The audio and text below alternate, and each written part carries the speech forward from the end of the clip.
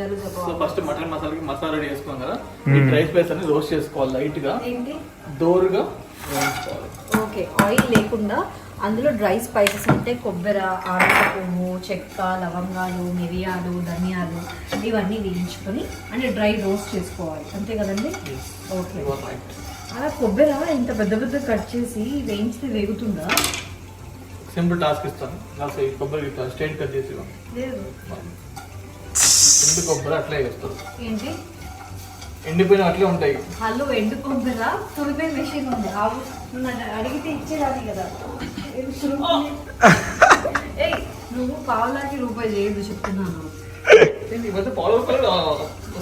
చూడలేదా ఆర్కీసా సినిమాలో అందరూ అలాగే చేశారు. సినిమానా సీరియస్ అది